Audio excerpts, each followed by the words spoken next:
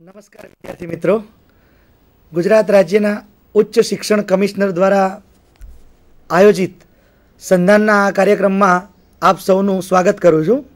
मारी साथे छे doctor RV. Rawal, J CC set college of commerce नव गुजरातमांथी आवे छे। आजनो मित्रों आपणो विषय छे कॉमर्स अने मैनेजमेंटमां मूडीकरण।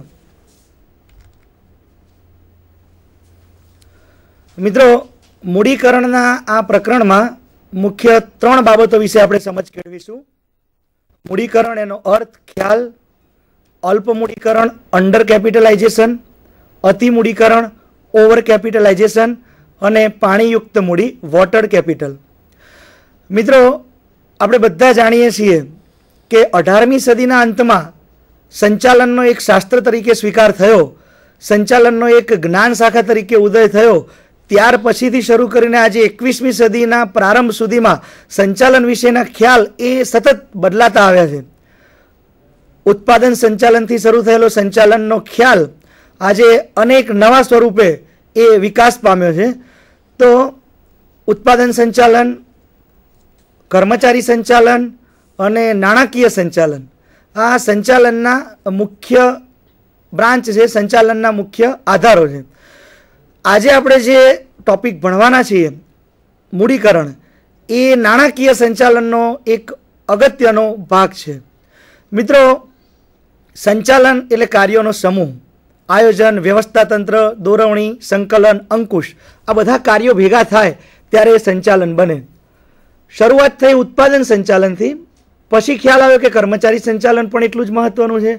अने जेम जेम कॉर्पोरेट क्षेत्रनो उदय थतो गयो एम एवुं लाग्युं के भाई उत्पादन संचालन, कर्मचारी संचालन आ बधानी साथे जो योग्य नाणाकीय संचालन ना होय तो पण सारी रीते धंधानुं संचालन, वाणिज्य विषयक प्रवृत्तिनुं संचालन करी शकाय नहीं, हरीफाईमां टकी शकाय नहीं। एटले ग्लोबलाइजेशनना आजना युगमां मित्रों नाणाकीय संचालन ए खूब ज महत्वनुं परिबळ साबित थयुं छे। नाणाकीय संचालनना ख्यालमां आपणे शीख्या के योग्य समये योग्य नाणां प्राप्त करवा अने एना उपयोग साथे नाणाकीय संचालनने संबंध छे। એટલે मात्र नाणां प्राप्त करवाथी काम पूरुं थतुं नथी। नाणां मेळव्या पछी जुदा जुदा साधनो द्वारा नाणां मेळव्या पछी एनो योग्य उपयोग, जेथी करीने नाणांनो महत्तम उपयोग करी शकाय अने ऑप्टिमम वळतर मेळवी शकाय, अने नाणाकीय संचालन कहेवाय। मित्रों, नाणाकीय संचालननो ज आवो एक अगत्यनो टॉपिक जे आजे आपणे भणवाना छे, मूडीकरण, केपिटलाइजेशन। मित्रों, पहेलामां पहेलो सवाल थाय के मूडीकरण एटले शुं? तो कोईपण कंपनी, कोईपण धंधाकीय एकम के कोईपण पेढ़ी एनी लांबा गाळानी जे नाणाकीय जरूरियात छे ए जरूरियात मूडीकरण द्वारा संतोषवामां आवे छे। मूडीकरण विषे जुदा जुदा निष्णातोए जे व्याख्या आपेली छे एना पर आपणे नजर करीए तो होंगलेंड नामना निष्णात लखे छे के कंपनीए तेना बहार पाडेला स्टॉक, शेर, बॉन्ड एटले के डिबेन्चर द्वारा रजू थती कायमी मूडी अंगे करेलुं मूल्यांकन बराबर तेनुं मूडीकरण। बीजा एक निष्णात गेस्टनबर्ग लखे छे के मूडीकरणमां नीचेनी बाबतोनो समावेश थाय छे। मालिकीनी मूडी के जेमां शेर मूडी, अनामत अने વધારાનો समावेश थाय छे, पछी ते गमे ते स्वरूपे सरवैयामां देखातो होय, अने ऊंचीनी मूडी के जेमां मोटे भागे बॉन्ड्स के लांबा गाळाना देवुं दर्शावता अन्य कोईपण पुरावानो समावेश थाय छे। ग्रुथमेन अने डुगल लखे छे के कंपनीनुं मूडीकरण एटले तेना बहार पाडेला शेर अने डिबेन्चरनी दार्शनिक किंमतनो सरवाळो। मित्रों, विविध निष्णातोनी आपणे व्याख्या तपासी एने सरळ शब्दोमां कहेवुं होय तो एम कही शकाय के कंपनी एनी कायमी मिलकतो अने working capital, net working capital, ચોખ્ખી કાર્યશીલ મૂડીની જરૂરિયાત સંતોષવા માટે એના મૂડી માળખામાં જે 2 પ્રકારની મૂડીનો ઉપયોગ કરે છે, એક તો માલિકીની મૂડી અને બીજા લાંબા ગાળાના દેવા। માલિકીની મૂડીમાં ખાસ કરીને શેર મૂડી અને નફામાંથી અલગ રાખેલી રકમ એટલે કે અનામત અને વધારાનો સમાવેશ થાય, અને લાંબા ગાળાના દેવામાં ડિબેન્ચર અથવા એના જેવા અન્ય સ્વરૂપો કે જેને આપણે બોન્ડ તરીકે ઓળખીએ કે પબ્લિક ડિપોઝિટ તરીકે ઓળખીએ। આમ શેર મૂડી, અનામત અને વધારો અને લાંબા ગાળાના દેવા દ્વારા કંપની કે ધંધાકીય એકમ પોતાની લાંબા ગાળાની કાયમી મિલકતો ખરીદવા માટે, અને વર્કિંગ કેપિટલ રોજબરોજની ધંધાકીય પ્રવૃત્તિ ચલાવવા માટે જે કાયમી મૂડીની જરૂર પડે એ વર્કિંગ કેપિટલ એટલે કે ચાલુ મિલકતો માઇનસ ચાલુ દેવા. એટલે કે કાયમી મિલકતો ખરીદવા માટે અને વર્કિંગ કેપિટલની જરૂરિયાતને પહોંચી વળવા માટે શેર દ્વારા કે લાંબા ગાળાના દેવા દ્વારા કંપની જે પોતાની મૂડીની જરૂરિયાત નક્કી કરે છે, કંપની જે મૂડી ઊભી કરે છે એને મૂડીકરણ તરીકે ઓળખવામાં આવે છે. મિત્રો, આ મૂડીકરણ જુદી જુદી કંપનીઓ પોતાની મૂડીની જરૂરિયાત જે નક્કી કરે છે મૂડી આયોજન દ્વારા, કેપિટલ બજેટ તૈયાર કરીને મૂડી યોજના બનાવીને પોતાની મૂડીની જરૂરિયાત જે નક્કી કરે છે એના આધારે મૂડીકરણના મુખ્ય બે ખ્યાલો છે, અલ્પ મૂડીકરણ અને અતિ મૂડીકરણ. બંને ખ્યાલ વિશે આપણે ડિટેલ્સમાં સમજ કેળવીશું. સૌથી પહેલાં આપણે સમજીએ અલ્પ મૂડીકરણ કોને કહેવાય.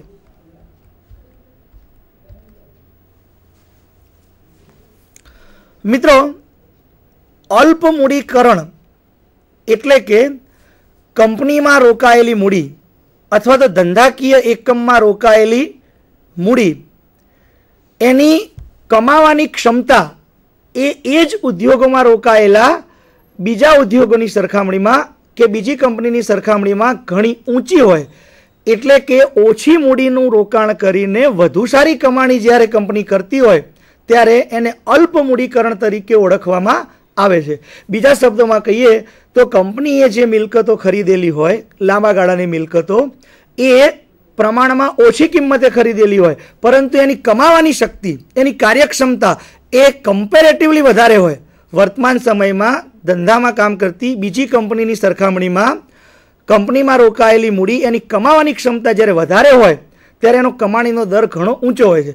એક સાદા ઉદાહરણ દ્વારા સમજીએ કે દાખલા તરીકે વર્તમાનમાં સમયને સંજોગો પ્રમાણે શેર હોલ્ડરોની અપેક્ષા 10%ના વળતરની હોય અને 10%ના વળતર માટે વાર્ષિક 1 લાખના વળતરની માનો કે શેર હોલ્ડરો અપેક્ષા રાખતા હોય તો એ 10%નું રોકાયેલી મૂડી પર વળતરની અપેક્ષા છે 1 લાખ રૂપિયાની છે, એને આપણે મૂડીમાં રૂપાંતર કરીએ તો 10 લાખ રૂપિયાની મૂડીની જરૂર પડે. 10 લાખ રૂપિયાનું મૂડી રોકાણ કરેલું હોય તો 10% લેખે શેર હોલ્ડરોની 1 લાખ રૂપિયાની મૂડી વળતરની જરૂરિયાત સંતોષાય.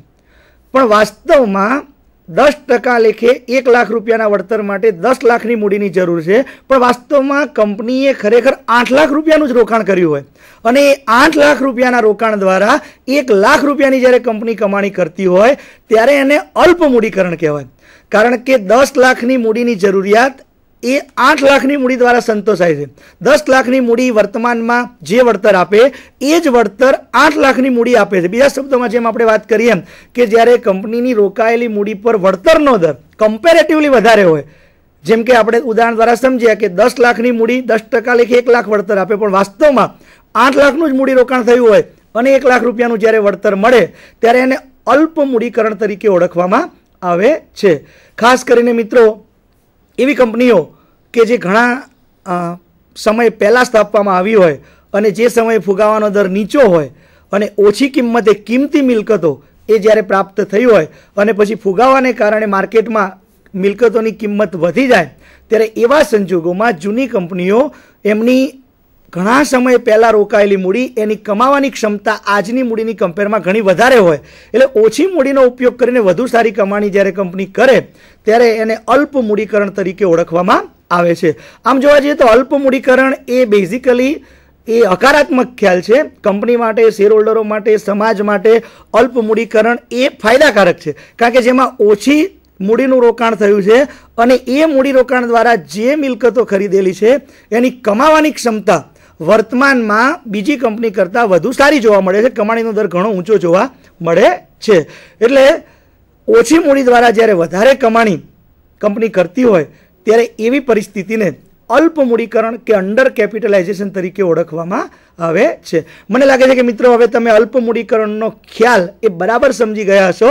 અલ્પ મૂડીકરણ એટલે ઓછી મૂડીથી ચાલતો ધંધો એવું નહીં, પણ કમ્પેરેટિવલી ઓછી મૂડી દ્વારા વધુ વળતર જ્યારે પ્રાપ્ત થતું હોય ત્યારે એને અલ્પ મૂડીકરણ તરીકે ઓળખવામાં આવે છે.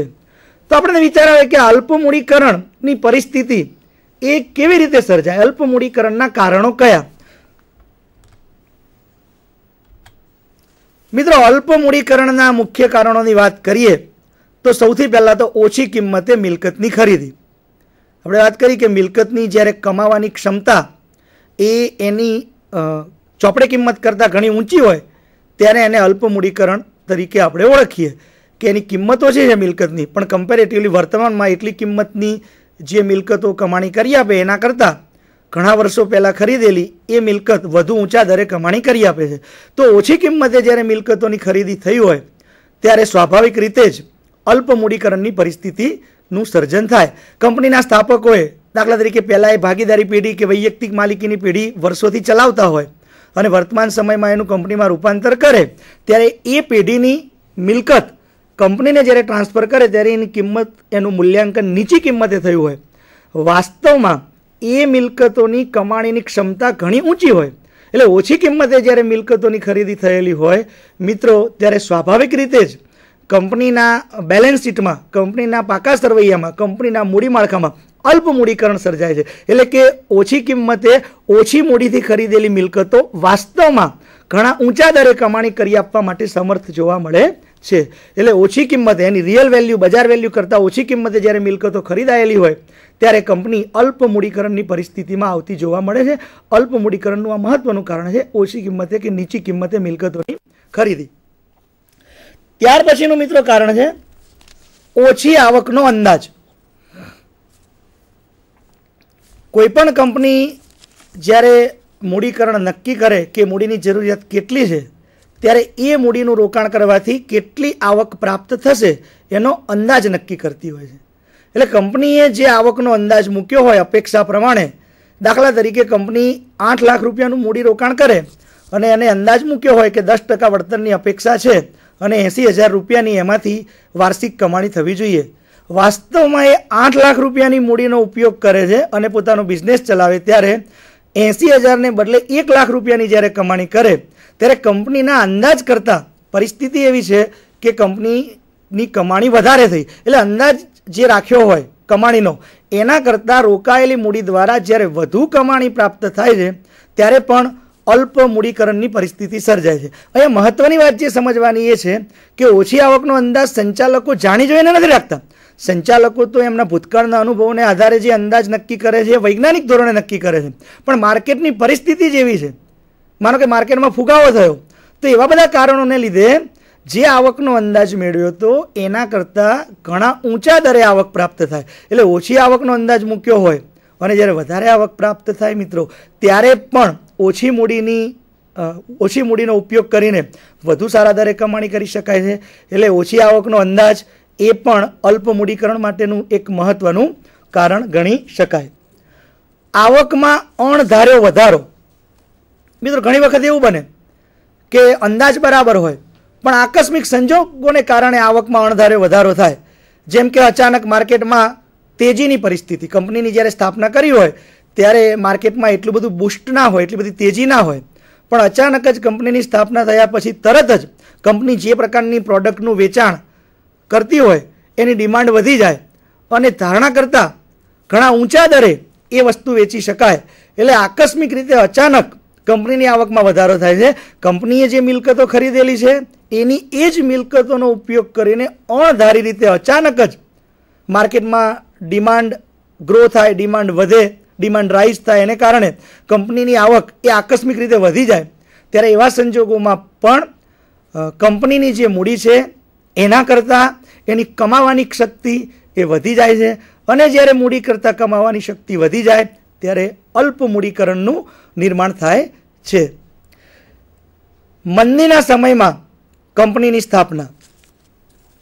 મિત્રો કંપનીની સ્થાપના ક્યારે થઈ છે એના પર પણ આ અલ્પ મૂડીકરણ કે અતિ મૂડીકરણનો આધાર જોવા મળે છે.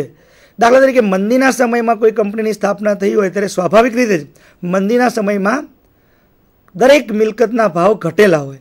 એ રિયલ એસેટ હોય કે બીજી કોઈ પણ મિલકત આપણે મંદીના સમયમાં જ્યારે ખરીદવા જઈએ તો એ ઓછી કિંમતે પ્રાપ્ત થાય.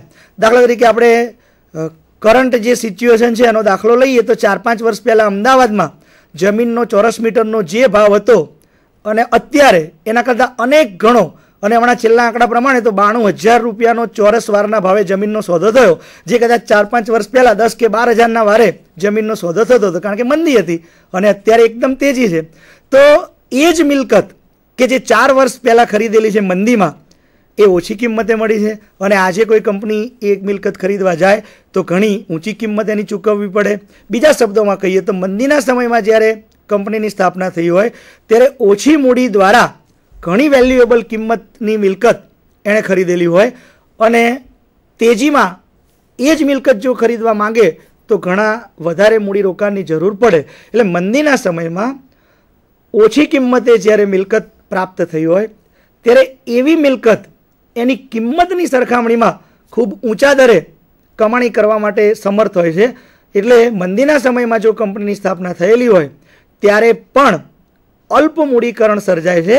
એટલે કે દેખીતી રીતે ચોપડામાં જે ઓછી કિંમતવાળી મિલકતો દેખાય છે, ઓછી મૂડી રોકાણ થયેલું દેખાય છે, વાસ્તવમાં એ ઘણા ઊંચા દરે કમાણી કરવા માટે સમર્થ છે. એટલે મંદીના સમયમાં કોઈ કંપની કે ધંધાકીય એકમની સ્થાપના થઈ હોય ત્યારે પણ કંપનીમાં અલ્પ મૂડીકરણનું સર્જન થતું જોવા મળે છે. સાવચેતી ભરી ડિવિડન્ડની નીતિ. મિત્રો, આપણે વાત કરી કે મૂડીકરણની અંદર શેર મૂડી, અનામત અને વધારો અને લાંબા ગાળાના દેવાનો સમાવેશ થાય છે. કંપનીનો વિકાસ એ સતત થતો હોય છે અને એ દરમિયાન કંપનીને સતત મૂડીની જરૂરિયાત ઊભી થતી હોય છે. લાંબા ગાળાની મિલકતમાં સતત કંપનીએ રોકાણ કરવું પડે છે અને એવા સંજોગોમાં કંપની પોતાની જરૂરિયાત એ શેર મૂડી દ્વારા પૂરી કરે અથવા લાંબા ગાળાનું દેવું ડિબેન્ચર કે બોન્ડ્સ બહાર પાડીને ઊભું કરે. પણ આ બધાની વચ્ચે એક ત્રીજું મહત્વનું સાધન છે કંપનીના આંતરિક સાધનો. એટલે કે કંપની પોતે જે નફો કમાય છે દર વર્ષે એ પૂરેપૂરો ડિવિડન્ડ તરીકે વેચવાને બદલે સાવચેતી ભરી નીતિ અપનાવે કે ભાઈ જે નફો થયો એમાંથી મોટાભાગની રકમ અનામત તરીકે અલગ રાખવામાં આવે કે જે ભવિષ્યમાં કામ લાગે.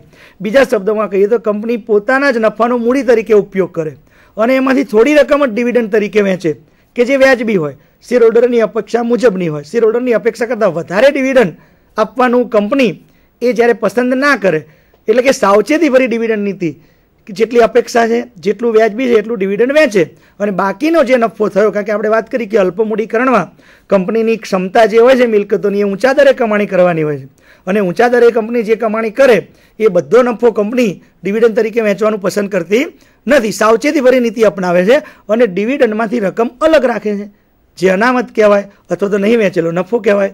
તો સાવચેતી ભરી ડિવિડન્ડ નીતિને કારણે કંપનીના ચોપડામાં પોતાના આંતરિક સાધનો દ્વારા મૂડી ઊભી થાય છે અને આંતરિક સાધનો દ્વારા જે મૂડી ઊભી થાય અને એને કારણે કંપની વધારાનું કોઈ દેવું કે શેર મૂડી બહાર પાડ્યા સિવાય મિલકત ખરીદી શકે છે અને આંતરિક સાધનોનો ઉપયોગ કરીને વધુ ઊંચા દરે કમાણી પ્રાપ્ત કરી શકે છે. એટલે ડિવિડન્ડની સાવચેતીભરી નીતિ અને એના કારણે ઊભું થતું અનામત, મિત્રો, એ પણ અલ્પ મૂડીકરણનું એક અગત્યનું કારણ છે. કાર્યક્ષમતાની જાળવણી બહુ જ મહત્વનું કારણ છે. મિત્રો, મિલકતોનો મહત્તમ ઉપયોગ. કોઈ પણ કંપની જે મિલકતો ખરીદતી હોય ત્યારે એ મિલકત કમાણી કરવા માટે ખરીદતી હોય. કારખાનાની જમીન હોય કે કારખાનું હોય કે મશીન હોય, આ બધી મિલકતમાં જે રોકાણ કરે છે એનો મેક્સિમમ ઉપયોગ કરીને કંપની પોતાની કમાણી કરવાનો પ્રયત્ન કરે. પણ માર્કેટમાં બે પ્રકારની કંપનીઓ હોય. કેટલીક પ્રતિષ્ઠિત કંપનીઓ કે જેનું મેનેજમેન્ટ સારું હોય એ પોતાની મિલકતોનો બિલકુલ એફિશિયન્ટ, કાર્યક્ષમ ઉપયોગ કરે. આપણી સમક્ષ રિલાયન્સ વગેરે એના ઉદાહરણો છે કે વારંવાર રિલાયન્સ કંપની એ બોનસ શેર આપતી આપણને જોવા મળે છે. એના સ્થાપના કાળથી આપણે શરૂ કરીએ તો અનેક વખત એક શેરની સામે એક શેર બોનસ એ રિલાયન્સે આપ્યો છે. તો એની કાર્યક્ષમતા એટલી બધી સારી છે કે મિલકતોનો મેક્સિમમ ઉપયોગ કરીને વધુ ઊંચા દરે કમાણી કરે છે. અને જે કંપની બોનસ આપે છે, મિત્રો, જે કંપનીના ચોપડામાં અનામત વધારે ઊભું થાય છે, વારંવાર બોનસ આપે છે, એ મૂડી અલ્પ મૂડીકરણવાળી મૂડી હોય, અલ્પ મૂડીકરણવાળી કંપની હોય એ જ આપી શકે કે જેના ચોપડામાં આંતરિક સાધનો દ્વારા અનામત એકઠું થઈ ગયું હોય ત્યારે એનો વહીવટ કરી અને અલ્પ મૂડીકરણની પરિસ્થિતિને ઠીકઠાક કરે. તો કાર્યક્ષમ ઉપયોગ, મિલકતોનો મેક્સિમમ ઉપયોગ, મિલકતો બિનઉપયોગી પડી ના રહે, જે કંઈ કારખાનું કે જે કંઈ મશીનો ખરીદ્યા એનાથી શક્ય એટલો ઓપ્ટિમમ, બીજા શબ્દોમાં કહીએ તો, ઉપયોગ કરવામાં આવે. એને કારણે બિઝનેસ વધે, એને કારણે વેચાણ વધે અને મેક્સિમમ કમાણી જ્યારે શક્ય બને ત્યારે એ મિલકત વધુ સારું વળતર આપવા માટે સક્ષમ બને. એટલે મિલકતોનો જે કંપની કાર્યક્ષમ ઉપયોગ કરતી હોય એવી કંપનીઓ ઓછી કિંમતની મિલકતોનો ખૂબ એફિશિયન્ટ ઉપયોગ કરી અને ઊંચા દરે કમાણી કરી શકે છે, જે બજારમાં કે માર્કેટમાં કે ઉદ્યોગ જગતમાં બીજી કંપનીઓ કદાચ કાર્યક્ષમ ઉપયોગ ના કરી શકતી હોય. તો જે કંપનીઓ કાર્યક્ષમતાપૂર્વક મિલકતનો ઉપયોગ કરે છે એ કંપનીઓ અલ્પ મૂડીકરણની પરિસ્થિતિનું નિર્માણ કરે છે, કારણ કે એ કંપનીઓની મિલકતો ઘણા ઊંચા દરે મિલકતોની કિંમત જોતાં જે અપેક્ષા રાખવામાં આવે એના કરતાં ઊંચા દરે કમાણી કરવા માટે સમર્થ બને છે. અને આપણે સમજીએ એ પ્રમાણે કે મિલકતોની કિંમત કરતાં ઘણા ઊંચા દરે, બીજા શબ્દોમાં કહીએ તો રોકાયેલી મૂડી એ કમ્પેરેટિવલી ઊંચા દરે કમાણી કરવા માટે સમર્થ બને ત્યારે એને અલ્પ મૂડીકરણ તરીકે ઓળખવામાં આવે છે. મિત્રો, આકસ્મિક સંજોગો, ઘણી વખત આકસ્મિક સંજોગો એવા ઊભા થાય કે કંપની અલ્પ મૂડીકરણની પરિસ્થિતિમાં જોવા મળે.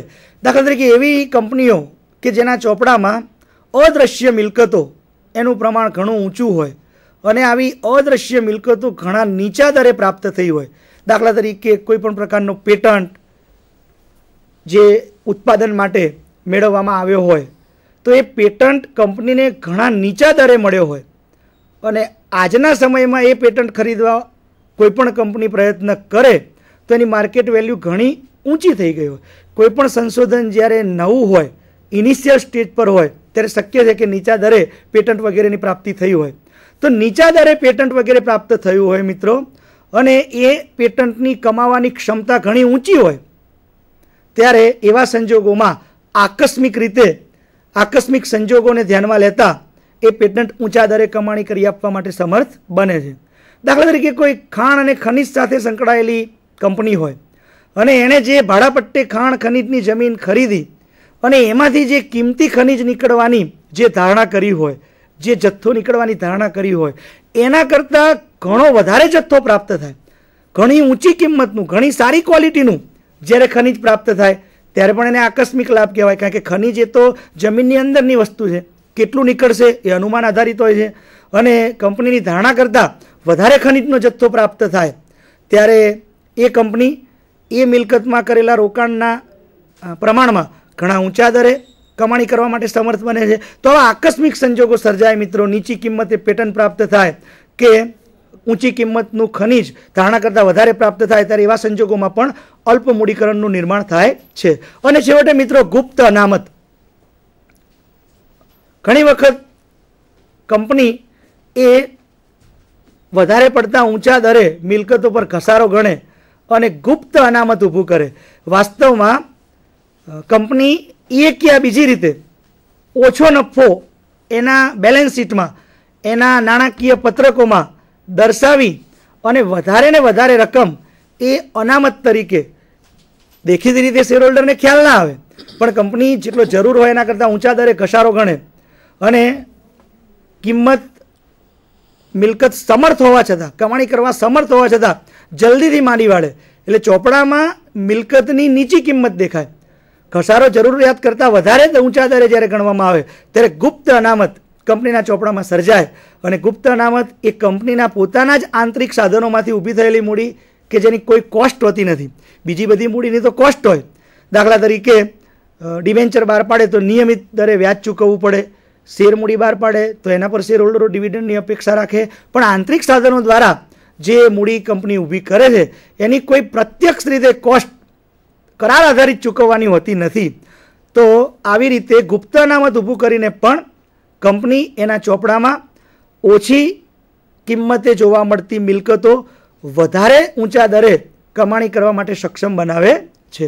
તો આ બધા કારણો એ અલ્પ મૂડીકરણના કારણો છે મિત્રો, કે જેમાં કંપની જે મૂડી રોકે છે એ મૂડી દ્વારા જે મિલકતો ખરીદે છે એ મિલકતો ઘણા ઊંચા દરે કમાણી કરી આપવા માટે સમર્થ જોવા મળે છે. મિત્રો, અલ્પ મૂડીકરણ એની અસરોની આપણે વાત કરીએ અતિ ટૂંકમાં, કારણ કે હજી આપણે અતિ મૂડીકરણ સમજવું છે. તો અલ્પ મૂડીકરણની આમ અસરો શેરહોલ્ડરના દૃષ્ટિકોણથી વિચારીએ, સંચાલકોના દૃષ્ટિકોણથી વિચારીએ અને સમાજના દૃષ્ટિકોણથી વિચારીએ તો બે રીતે મૂલવી શકાય. શેરહોલ્ડરના દૃષ્ટિકોણથી આપણે વિચારીએ તો અલ્પ મૂડીકરણ શેરહોલ્ડરો માટે ઓલવેઝ ફાયદાકારક છે, કારણ કે કંપની ઘણા ઊંચા દરે કમાણી કરે છે અને એને કારણે કંપનીના શેરનો ભાવ એ બજારમાં ઊંચો જોવા મળે છે. કંપની ધારે તો વધુ ઊંચા દરે ડિવિડન્ડ ચૂકવી શકે છે અને એવી કંપનીઓ વારંવાર બોનસ આપતી જોવા મળે છે. તો શેર હોલ્ડરના દ્રષ્ટિકોણથી અલ્પ મૂડીકરણ એ આમ જોવા જઈએ તો ફાયદાકારક છે. બેઝિકલી જ્યારે તમે ઓછી કિંમતની મિલકતનો ઉપયોગ કરીને વધારે કમાણી કરો તો કોને ના ગમે, પણ સામે પક્ષે મિત્રો એનું એક ભયસ્થાન એ છે કે વર્તમાન બજાર કિંમતે જે શેર ખરીદે છે ઊંચી કિંમતે, અને એમાં સટ્ટાખોરી સર્જાય છે, અને જો કંપની એ કમાણી જાળવી ના રાખે તો ઊંચી કિંમતે ખરીદેલા બજારમાંથી ખરીદેલા શેર હોલ્ડરો એને ઘણી વખત નુકસાન થઈ શકે છે. તો શેર હોલ્ડરના દ્રષ્ટિકોણથી જૂના અને ચાલુ શેર હોલ્ડરો માટે ફાયદાકારક છે, અને બજારમાંથી ઊંચા ભાવે શેર ખરીદનાર માટે કદાચ એમાં જો સટ્ટાખોરી સર્જાય તો નુકસાનકારક પણ છે.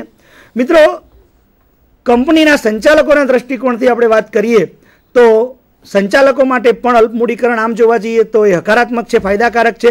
કંપનીની પ્રતિષ્ઠામાં વધારો થાય છે, કંપનીનું અનામત વધે, કંપની વારંવાર બોનસ આપે, એટલે માર્કેટમાં કંપનીના સંચાલકો, કંપનીનું સંચાલન, એની પ્રતિષ્ઠા વધે. પણ જો સંચાલકો અલ્પ મૂડીકરણની પરિસ્થિતિનો લાભ ઉઠાવે, અનનેસેસરી એમાંથી પોતાના વળતર, પોતાનું રેમ્યુનરેશન ઘણા ઊંચા દરે એ મેળવે, તો એ રીતે જોઈએ તો સંચાલકો એનો દુરુપયોગ કરે અને કંપની માટે, શેર હોલ્ડરો માટે એ નુકસાનકારક સાબિત થાય. અને સામાજિક દ્રષ્ટિકોણથી વિચારીએ મિત્રો તો અલ્પ મૂડીકરણ સમાજ માટે એ ફાયદાકારક છે, કારણ કે એવી કંપની ઊંચા દરે વળતર ચૂકવે, એવી કંપની અલ્પ મૂડીકરણવાળી કંપની કે જેનો કમાણીનો દર ઊંચો છે મિલકતોની સરખામણીમાં, એ ઊંચા દરે કર્મચારીઓને પગાર ચૂકવે, એવી કંપનીઓ એ મોટે ભાગે એના અસ્તિત્વને બહુ જોખમ હોતું નથી, કારણ કે એનો કમાણીનો દર ઊંચો છે, એટલે કર્મચારીઓની નોકરીની સલામતી વધે. તો આ બધા સમાજના દ્રષ્ટિકોણથી એના ફાયદા જોવા મળે છે. હવે અલ્પ મૂડીકરણનો ખ્યાલ સમજાવવા માટે હું પ્રોફેસર ડૉક્ટર આરવી રાવલ સાહેબને વિનંતી કરીશ. આરવી રાવલ સાહેબ. નમસ્કાર વિદ્યાર્થી મિત્રો, આપણે મૂડીકરણની ચર્ચા કરી રહ્યા છીએ, અને એ અંતર્ગત મારા મિત્ર શ્રીમાન ડી.એ. પટેલ સાહેબે તમને અત્યારે હાલ અલ્પ મૂડીકરણનો ખ્યાલ સમજાવ્યો. હવે આપણે અહીંયા જોઈએ કે અતિ મૂડીકરણ, ત્રણ બાબતોની આપણે જે ચર્ચા કરવાની છે એમાં આપણે અલ્પ મૂડીકરણ જોયું, હવે આપણે જોઈએ છે અતિ મૂડીકરણ, ને ત્યાર પછી જોઈશું પાણીયુક્ત મૂડીકરણ. હવે અતિ મૂડીકરણમાં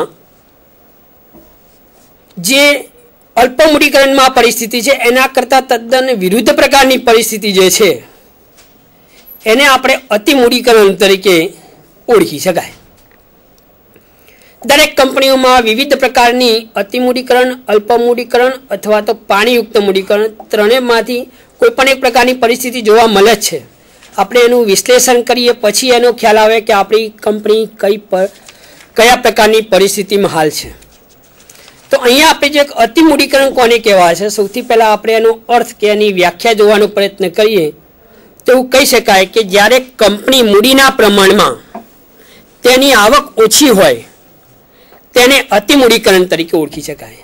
એટલે કે કંપનીમાં જે મૂડીરોકાણ થયું છે એની સામે કંપનીની આવક ઓછી છે, અને આવક ઓછી છે એને કારણે કંપની ઓછું વળતર ચૂકવે છે, ઓછું ડિવિડન્ડ આપે છે. આવી જે પરિસ્થિતિ છે એને આપણે અતિ મૂડીકરણ તરીકે ઓળખી શકાય.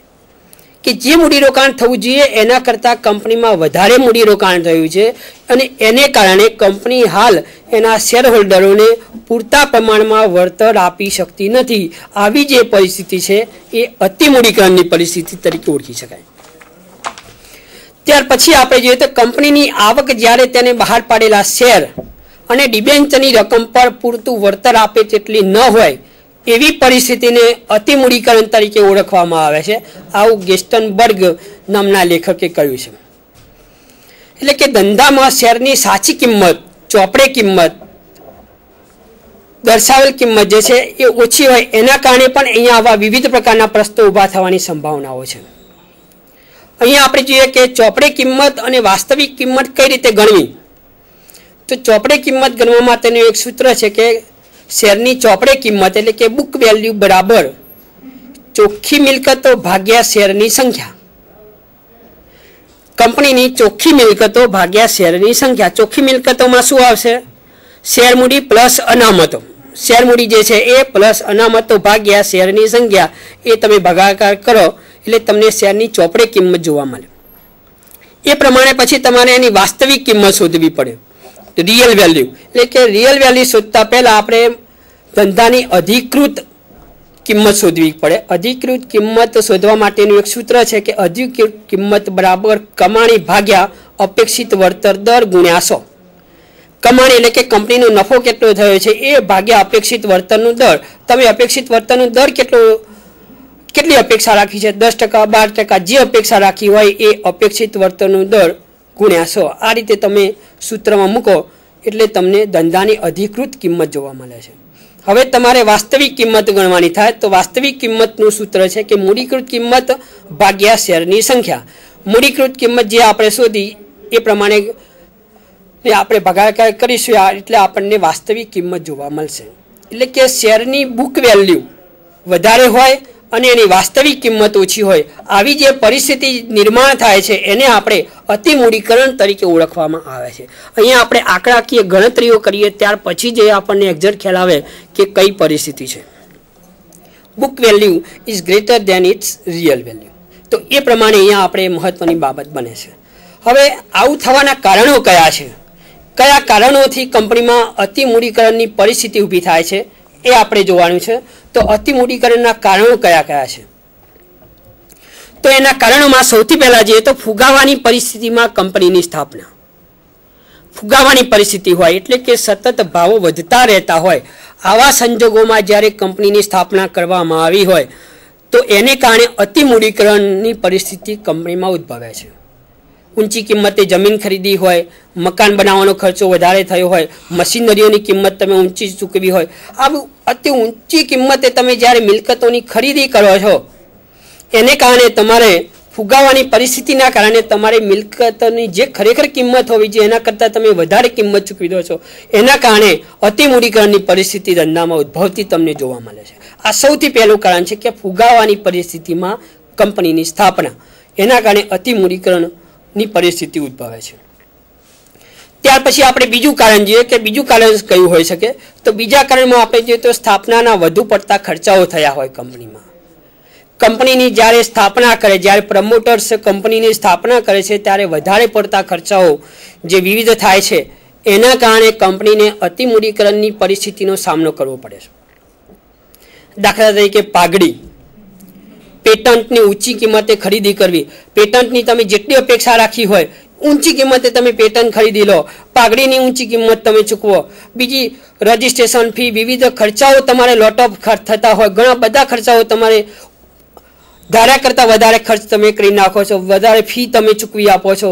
વકીલની એડવોકેટ ફી તમારે થતી હોય, રજિસ્ટ્રેશનની ફી થતી હોય, વિવિધ ખર્ચાઓ તમારે જે થતા હોય એ વધુ પડતા થયા હોય એને કારણે કંપનીમાં અતિમૂડીકરણની પરિસ્થિતિ સર્જાતી તમને જોવા મળે છે. ત્યાર પછી આપણે ત્રીજું કારણ જોઈએ તો સ્થાપના વખતે ઊંચી કિંમતે મિલકતોની ખરીદી. કંપનીની સ્થાપના વખતે ઊંચી કિંમતે મિલકતોની ખરીદી કરવામાં આવે છે એને કારણે પણ અતિમૂડીકરણની પરિસ્થિતિ ઊભી થાય છે. અહીંયા એક મહત્વની બાબત એ બને છે કે ધારો કે કોઈ એક કંપનીની હરાજી થાય છે, હવે વિવિધ વ્યક્તિઓ બેઠા હોય અને એકબીજાની હરીફાઈમાં વધુને વધુ ઊંચી કિંમતે હરાજીમાં ચૂકવવા માટે તૈયાર થઈ જાય છે. એટલે મિલકતની જે વાસ્તવિક કિંમત છે એના કરતાં જેટલી વધારે રકમ તમે ચૂકવો છો એને કારણે તમારે અતિમૂડીકરણની પરિસ્થિતિનો સામનો કરવાનો તમારે જરૂરી થઈ જાય છે અને એ પ્રશ્ન તમારા માટે મહત્વનો બને છે. 10 લાખની મિલકત હોય તમે 20 લાખ ચૂકવી દીધા, અતિમૂડીકરણની પરિસ્થિતિનો તમારે સામનો કરવાનો બની જાય છે. આ એક મહત્વનું કારણ બને છે. ત્યાર પછી ચોથું કારણ જોઈએ તો ઊંચા વ્યાજે દેવા ભંડોળ ઊભા કરવામાં આવે. કંપનીમાં ઊંચા વ્યાજે દેવા ભંડોળ ઊભા કરવા એટલે કે વધુ રકમના આપણે જ્યારે કંપની ડિબેન્ચર બહાર પાડે, વધારે રકમના ડિબેન્ચર બહાર પાડે, ઊંચા વ્યાજના દરે ડિબેન્ચર બહાર પાડે, બેંકોમાંથી લોન ઊંચા વ્યાજે વસૂલ કરે, પ્રાઇવેટ બેંકો જે તમને લોન ધિરાણ આપે છે ઊંચા વ્યાજે આપે છે, એના કારણે કંપનીમાં જે ભંડોળ જે જોઈએ છે એનું જે વાસ્તવિક હોવું જોઈએ એના કરતાં વધારે રકમનું તમે વ્યાજ ચૂકવો છો એના કારણે અતિમૂડીકરણની પરિસ્થિતિ તમારે સામનો કરવાનો ઊભો થઈ જાય છે. ત્યાર પછી આપણે જોઈએ તો ખામી ભરેલી ડિવિડન્ડ નીતિ. કંપનીમાં ડિવિડન્ડ નીતિ જે છે એ ખામી ભરેલી હોય. ખામી ભરેલી કેવી કે કંપનીમાં આવક જે થતી હોય એના કરતાં વધારે રકમની એમને ડિવિડન્ડ ચૂકવી દીધું હોય. અનામતના સંદર્ભમાં કોઈ સંચાલક કોઈ ધ્યાન ના આપ્યું હોય કે આપણે આટલી અનામત રાખવી છે, આ પ્રમાણે ઘસારાની ગણતરી કે કોઈ ચોકસાઈ ભરી કામગીરી કરવી જોઈએ એની જગ્યાએ ખામી ભરેલી ડિવિડન્ડ નીતિને કારણે પણ અહીંયા વિવિધ પ્રશ્નો ઊભા થાય છે. વધુ ડિવિડન્ડ ચૂકવી દીધું હોય એવા વિવિધ પ્રશ્નોના કારણે અહીંયા ખામી ભરેલી ડિવિડન્ડથી અતિ મૂડીકરણની પરિસ્થિતિ ઊભી થાય છે. જે સાવચેતી ભરી નીતિ હોવી જોઈએ એની જગ્યાએ ખામી ભરેલી છે. ત્યાર પછી છઠ્ઠું કારણ આપણે જોઈએ તો ઊંચા કરવેરાની નીતિ.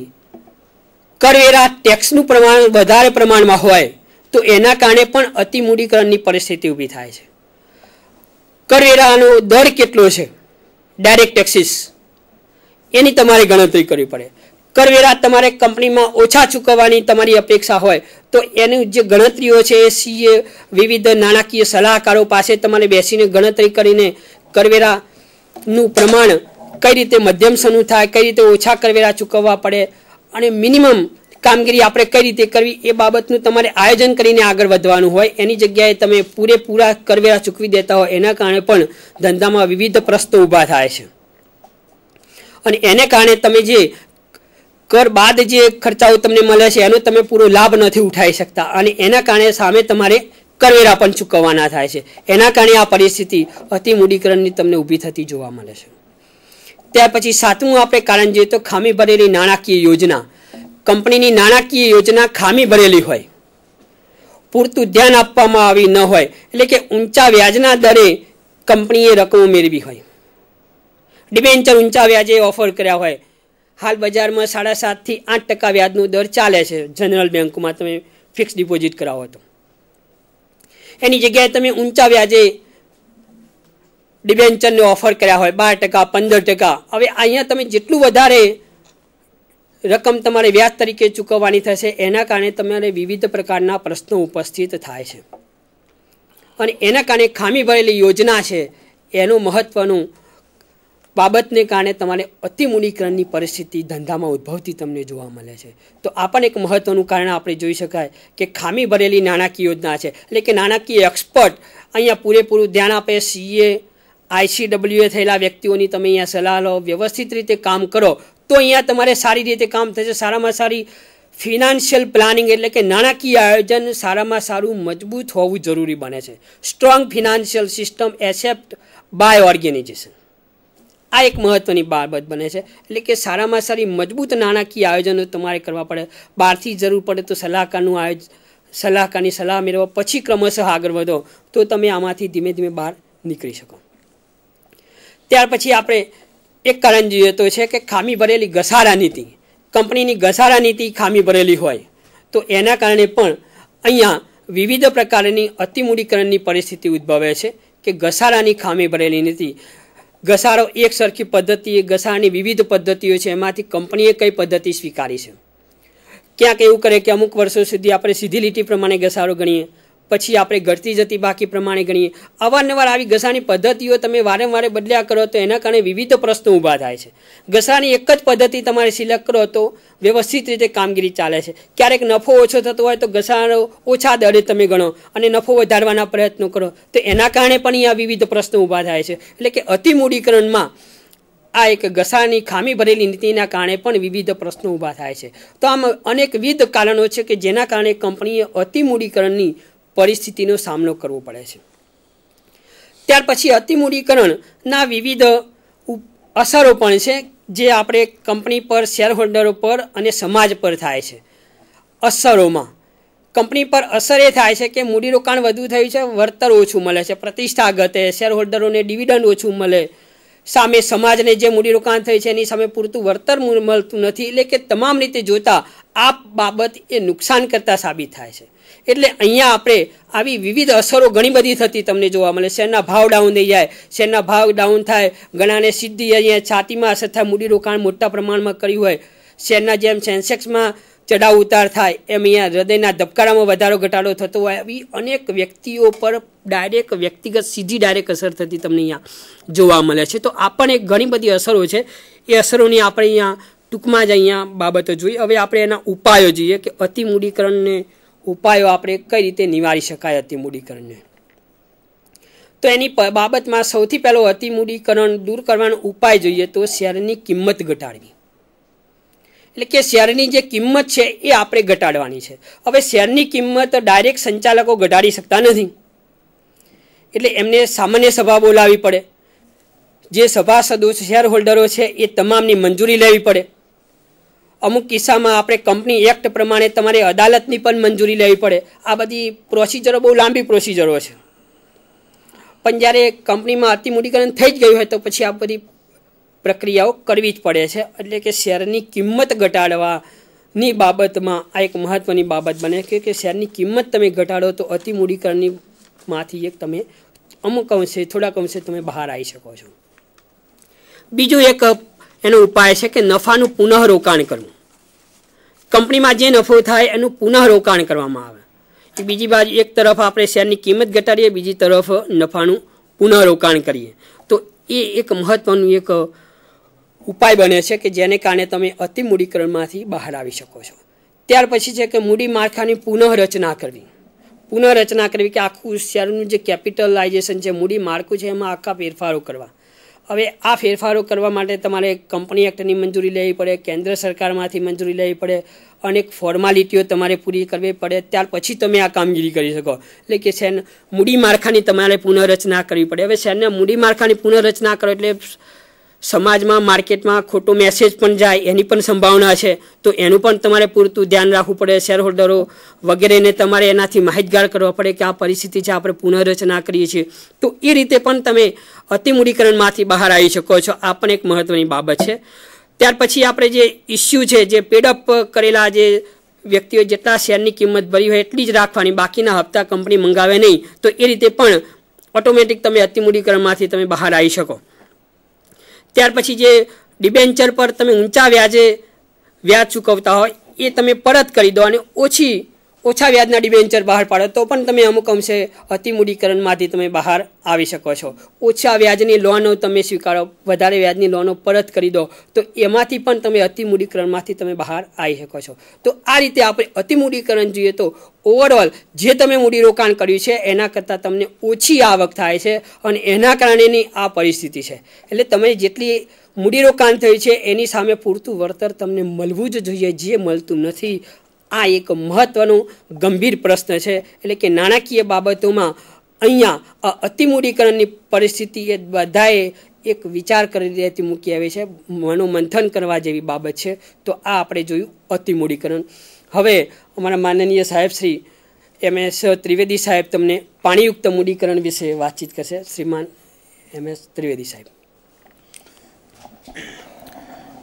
મિત્રો, મૂડી માળખાની અંદર મૂડીનું પ્રમાણ જો યોગ્ય રીતે ન જળવાય તો જે પ્રશ્નો ઊભા થાય છે એમાં બે બાબત આપણે જોઈ કે અતિમૂડીકરણ અને અલ્પમૂડીકરણ. બંનેમાંથી એકેય પરિસ્થિતિ સારી નથી, ઈચ્છનીય નથી. કંપનીની જરૂરિયાત કરતાં મૂડી ઓછી હોય તો આપણે એને અલ્પમૂડીકરણ તરીકે ઓળખીને એના અંગેની લાક્ષણિકતાઓ ધર્મેન્દ્રભાઈએ બતાવી. અલબત્ત કંપની માટે ફાયદાકારક છે, નફામાં વધારો થાય, ઊંચું ડિવિડન્ડ મળે, શેરહોલ્ડરને ફાયદો થાય છે, બધી બાબત સાચી છે.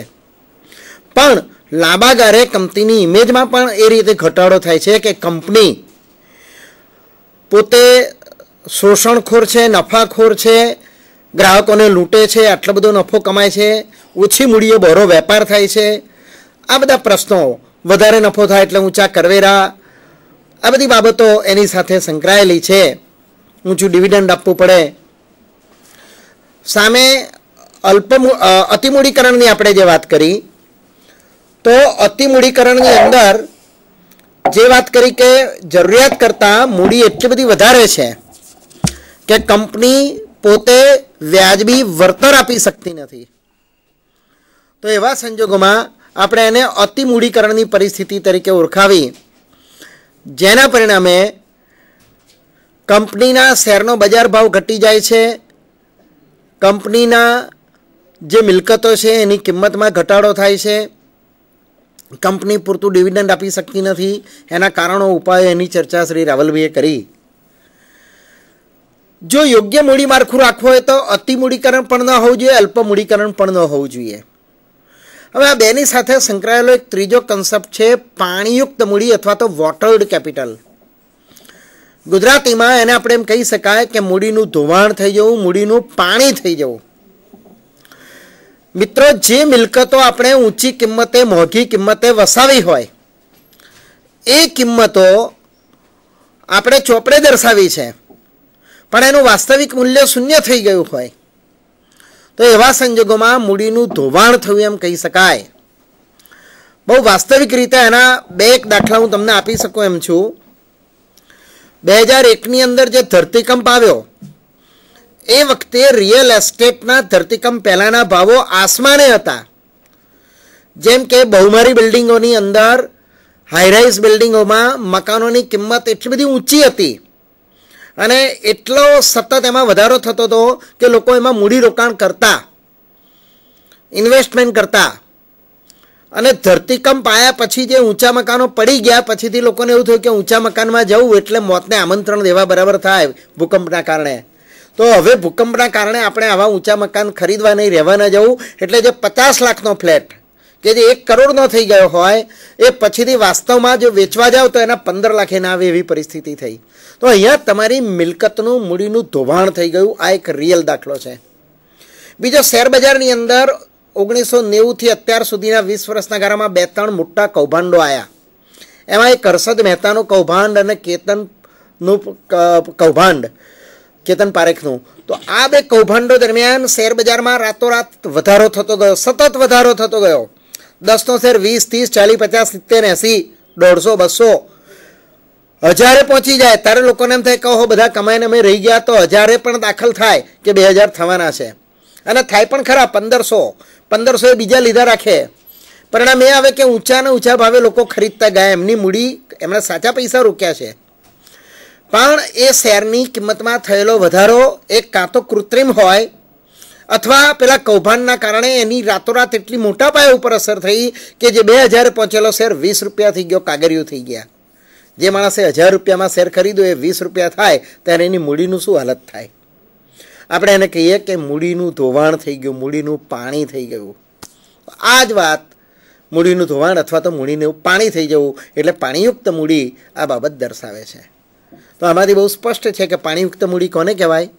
કે જ્યારે કંપનીની મિલકતોમાં કરેલા રોકાણની વાસ્તવિક કિંમતમાં એટલો બધો મોટા પાયે ઘટાડો થાય કે જેથી કરેલા રોકાણના અમુક ટકા પણ પરત ન મળે એવી પરિસ્થિતિ હોય ત્યારે એ મૂડીનું ધોવાણ થયું એમ કહેવાય. અને એટલે એના અનેક પ્રશ્નો ઊભા થાય છે. કંપનીનું જે પાકું સરવૈયું છે એ સાચી પરિસ્થિતિ દર્શાવતું નથી. નફા નુકસાન ખાતું એ પણ સાચી પરિસ્થિતિ દર્શાવતું નથી. કંપનીએ લોન લેવી હોય કોઈ બેંકમાંથી, વીમો ઉતરાવવો હોય તો એ બધાની અંદર પ્રશ્નો થાય છે. બધા વેરીફાઈ કરે. 50 લાખનો ફ્લેટ ચોપડે હોય, મેં ખરેખર 50 લાખ રૂપિયા રોકડા ચેકથી આપીને ખરીદેલો છે અને હવે એ ફ્લેટ એના ઉપર હું એમ કહું કે મારે 50 લાખના ફ્લેટ ઉપર અત્યારે 10 લાખની લોન લેવી છે તો બેંક ખુશી ખુશી આપે. પણ એમ પૂછે કે આની વાસ્તવિક કિંમત શું? તો ભૂકંપ પછી 5 લાખ થઈ ગયો તો બેંક મને 10 લાખ આપવાની છે, નથી આપવાની. એટલે અહીંયા મારી પાસે ખરેખર ખરીદેલી કાયદેસર વાસ્તવિક મિલકતો હોય છતાંય મિલકત ખરીદવા અથવા એના ઉપર હું લોન લેવા કે બધી ફાઇનાન્સની મદદ લેવા માગતો હોઉં તો હું નથી લઈ શકતો. એક મોટી મર્યાદા છે.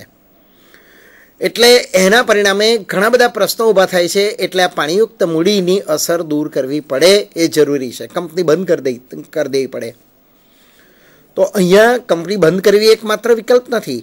પહેલાં તો એના કારણો જોઈ લઈએ તો આ ચર્ચામાંથી પહેલું કારણ એ આવ્યું કે પાણીયુક્ત મૂડી જે છે એની અંદર એ છે કે જ્યારે કંપનીએ શેર મૂડી બહાર પાડેલી હોય ત્યારે એની જેટલી કિંમતો હોય મિલકતની એના કરતાં વિશેષ કિંમત ચૂકવી દીધેલી હોય. દાખલા તરીકે કંપની માટે સ્થાપકોએ જમીનની ખરીદી કરી પોતાના નામે, 100 રૂપિયા ખરીદેલી મિલકત પ્લોટ પાડી ડેવલપ કરી કે પછી બીજી કોઈ રીતે ખોટા ખર્ચા બતાવીને ચોપડે એ લાખ કે 10 લાખ રૂપિયાનો પ્લોટ બતાવી અને તમને વેચે. કારણ કે તમારે તો સ્થાપક આપે છે અને કંપની ખરીદનારી છે. તો કંપનીએ એની ઊંચી કિંમત આપી. વાસ્તવમાં એ પ્લોટ જે છે એ કદાચ 5 લાખનો હોય અને કંપનીએ એના 10 લાખ લીધા હોય એટલે સંચાલકોએ. તો અહીંયા વાસ્તવિક કરતાં, કારણ કે અહીંયા બંને બાજુથી પેલી ગુજરાતીમાં કહેવત છે ને, મોસરમાં જમવાનું હોય ને માં પીરસનારી હોય. ખરીદનાર કંપની છે એટલે કંપની વતીથી સ્થાપકો ખરીદે છે અને વેચનાર પણ એ પ્રવર્તકો તરીકે કે એમણે પોતાની અંગત સગાવાલાની મિલકત કે જમીનો ખરીદેલી હોય અને પછીથી એમણે એ જ મિલકત કંપનીને વેચેલી હોય અને વચ્ચે તગડો નફો કમાયો હોય. તો તો આ એક ગેરરીતિ અથવા તો કૌભાંડ થયું, પણ એના કારણે કંપનીની મિલકતોની વાસ્તવિક કિંમત જે હોય બજારમાં એના કરતાં ઘણી ઓછી હોય એટલે મૂડીનું ધોવાણ થાય. બીજું, પ્રવર્તકો. આમ તો એને આર્થિક જગતના ફરિશ્તા કહેવાય છે, પણ એ લોકો કેટલીક વાર એવું કરે કે કંપનીની સ્થાપના કરી આપવાની સેવા પૂરી પાડવા બદલ એ પોતાનું મહેનતાણું શેરમાં મેળવે છે. અને એની અંદર તમને ખ્યાલ હોય તો મિત્રો, એટલા માટે તો ડિફર્ડ શેર બંધ થઈ ગયા. ડિફર્ડ શેરની વેલ્યુ ઓછી હતી અને વોટ આપવાનો અધિકાર અનેક ગણો હતો. એના પરિણામે ઓછી મૂડીના રોકાણ દ્વારા વિશેષ મતાધિકાર પ્રાપ્ત કરી અને સંચાલકો કંપની ઉપર પોતાનું પ્રભુત્વ આધિપત્ય જાળવી રાખતા હતા. અને માટે કેન્દ્ર સરકારે આ ગેરરીતિ ધ્યાને આવતા એને રદ કરી નાખ્યા છે. તો આ એક ડિફર્ડ શેર હતા. એવી રીતે અહીંયા કંપની ના સ્થાપકો પોતે પોતાની સેવાના બદલામાં ખૂબ મોટા પાયા ઉપર મૂડી મેળવી લે કે અધિકૃત મૂડીના 50% રકમ એ લોકો પહેલેથી જ અમે આ કંપની સ્થાપી આપી, બધું એડજસ્ટ કરી આપ્યું, એના મહેનતાણા તરીકે લઈ જાય. અને મહેનતાણા તરીકે લઈ જાય ત્યારે સ્વાભાવિક રીતે કંપનીએ ઊંચી કિંમતે મિલકતો ખરીદવી પડે, કારણ કે એની પાસે મૂડીનો જથ્થો ઓછો રહ્યો હોય. તો એના કારણે પણ આ પાણીયુક્ત મૂડી ક્યારેક થતી આપણને જોવા મળે છે. તો આવા બધા કારણોસર જાહેરાતનો મોટા પાયા ઉપર કંપનીએ ખર્ચ કરી દીધેલો હોય, જાહેરાત ઝુંબેશ ચલાવેલી હોય.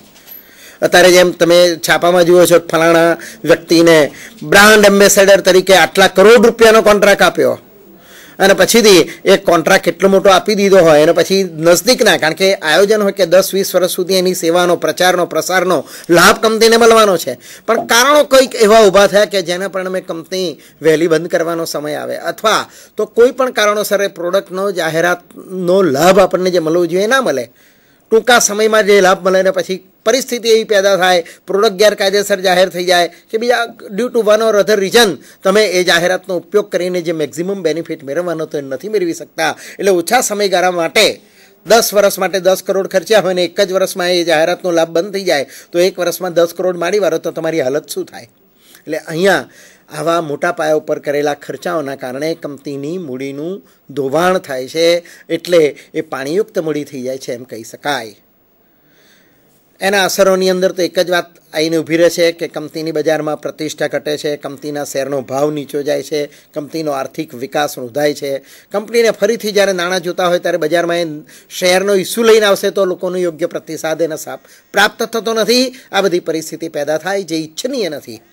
અને માટે એને દૂર કરવાના ઉપાયોમાં એક જ વાત, જે તમે કોલેજના વિદ્યાર્થી SYBCOMમાં મૂડી ઘટાડાનું ચેપ્ટર પણ ભણો છો કે કંપનીએ આ રીતે પોતાની મૂડીમાં ઘટાડો કરવો પડે, અથવા તો બીજી બાબત છે કે કાર્યક્ષમ પગલાં લઈને પોતાની કાર્યક્ષમતા સુધારીને એણે પોતે આર્થિક સદ્ધરતા એવી રીતે કરવી પડે કે જેના પરિણામે આ મૂડીકરણની પરિસ્થિતિમાંથી, મૂડીના પાણીના ધોવાણની પરિસ્થિતિમાંથી એ કંપની બહાર આવી શકે. તો મિત્રો, આ મૂડી માળખા અંગેના, મૂડીકરણ અંગેના કેટલાક વિવિધ ખ્યાલોની આપણે આજે ચર્ચા કરી છે. હું માનું છું કોઈ પ્રશ્નો હોય, લાઈવ ટેલિકાસ્ટ છે એટલે તો અહીંયા આવકાર્ય છે. અને જો કોઈ પ્રશ્ન ન હોય તો હવે અમને ગુજરાત સરકારના સ્વર્ણિમ ગુજરાતના આ કાર્યક્રમ અંતર્ગત અને ઉચ્ચ શિક્ષણ કમિશનર શ્રી અને બાયઝેક સ્ટાફે જે આમંત્રિત કરી અમને તમારી સમક્ષ પેશ કરવાની તક આપી, અને આપ સૌને પણ અમારી સાથે એક વિચાર વિમર્શ કરવાનો, કારણ કે આ લાઈવ ટેલિકાસ્ટ છે, તમારા પ્રશ્નો દ્વારા તમે અમારી સાથે સંપર્કમાં રહી શકો છો.